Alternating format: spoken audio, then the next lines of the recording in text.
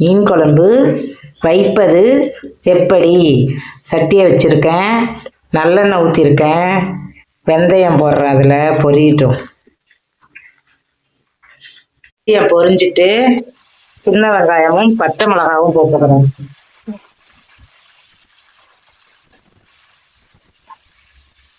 பாறை மீன், சின்ன பாறை வாங்கிட்டு வந்தேன், அதுதான் போடுறோம் மீன் குழம்பு. இன்னைக்கு மாங்காய் பாறை மீன் எல்லாம் போட்டு மீன் குழம்பு. வெங்காயம் நல்லா வதங்கிடுச்சு, இப்போ தக்காளி போடுறேன். மீன் குழம்புக்கு நல்லெண்ணெய் ஊற்றி வெந்தயம் போட்டு பச்சை மிளகாவும் சின்ன வெங்காயமும் போட்டு நல்லா வதங்கினதுக்கப்புறம் தக்காளி போட்டுக்கிறேன். இது நல்லா வதங்கணும். உப்பு போட்டுக்கிறேன்.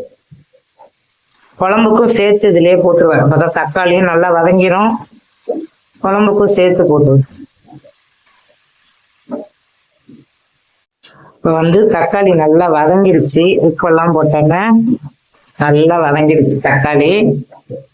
இப்போ புளி தண்ணி ஊற்றிக்கிறேன்.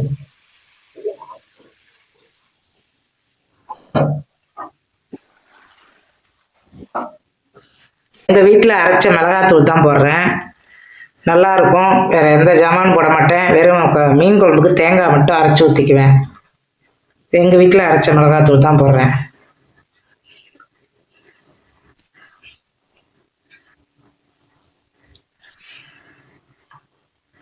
மிளகாத்தூள் வேணும்னா ஜனவரி மாதம் சொல்லுங்கள், அரைச்சி தரோம்.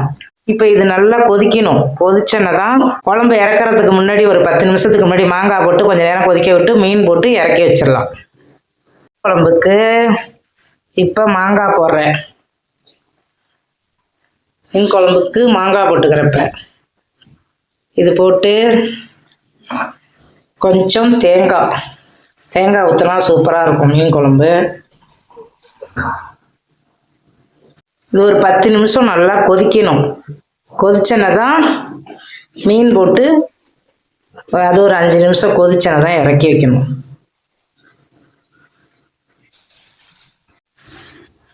இப்போ இது நல்லா மாங்காய்லாம் வெந்துட்டு குழம்பும் நல்லா கொதிச்சிருச்சு. இப்போ மீன் அள்ளி போட்டுக்கிறோம். பாறை மீன் அள்ளி போட்டுக்கிறோம். இது இப்போ ஒரு கொதி வந்தோடனே இறக்கி வச்சிட வேண்டியதுதான். மீன் குழம்பு ரெடி. மீனும் போட்டு நல்லா கொதிச்சுட்டு மாங்காய்லாம் நல்லா வெந்துட்டு பாருங்க. எல்லாரும் வாங்க சாப்பிடலாம். இது மாதிரி செஞ்சு பாருங்க, செம சூப்பராக இருக்கும் மீன் குழம்பு.